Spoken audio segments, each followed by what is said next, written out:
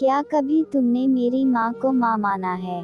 माया, आजकल तुम बहुत जबान चलाने लगी हो। थोड़ा सम्मान करना सीखो बड़ों का। वह तुम्हारी सास है और सास माँ समान होती है, अनुज ने कहा। माया अचानक से पीछे से आए अनुज को देखकर चौंक गई। वह अपनी सास तुलसी देवी को किसी बात पर वापस जवाब दे रही थी, तभी अनुज ने आकर ये जुमला कह दिया। माया बहुत आहत हो गई अनुज के इस अप्रत्याशित व्यवहार से। वह कुछ न बोली और अपने कमरे में चली गई। इधर तुलसी देवी, अच्छा हुआ बेटा जो तू समय पर आ गया। देख लिया तेरी पत्नी का रूप। मुझे क्या क्या सुना रही थी। तुलसी देवी ने आग में घी डालने का काम किया। अनुज कुछ देर में वहां से बाहर निकल गया। माया अपने कमरे में आकर दरवाजा बंद करके रोने लगी। उसे अनुज के शब्द याद आने लगे। सास माँ समान होती है, तो फिर मेरी माँ भी तो तुम्हारी सास है अनुज। अगर वह कुछ भी कह दे तो तुम्हें बुरा क्यों लगता है? मेरी माँ की कही बातें तुम्हें बुरी लगती हैं। तुम उन्हें सुना भी देते हो, फिर मुझे ताने भी देते हो कि तुम्हारी माँ की हिम्मत कैसे हुई मुझे कुछ कहने की।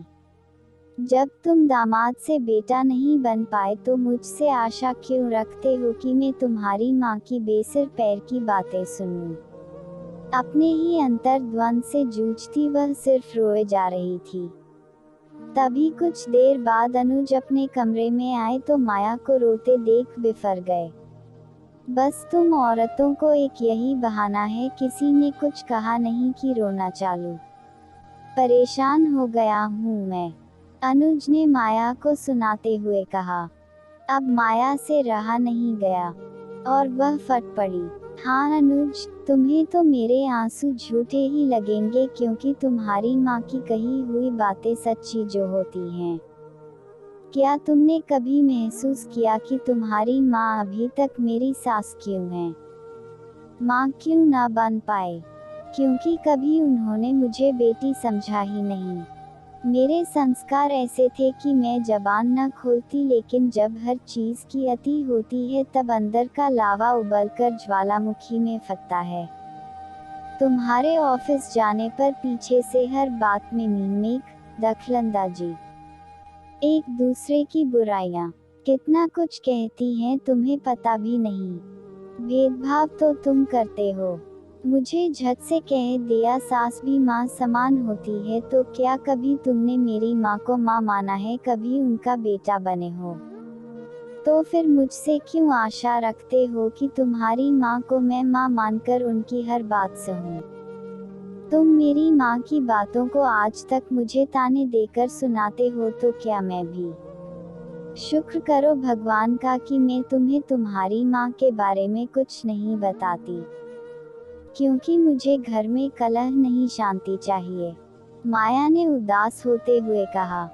अनुज भी अपनी माँ के स्वभाव को जानता था, उसे माया की कही हुई बातें सही लग रही थीं। आखिर वो भी तो कभी अपनी सास को माँ नहीं समझ पाया, तो फिर माया से ऐसी आशा क्यों रखूं?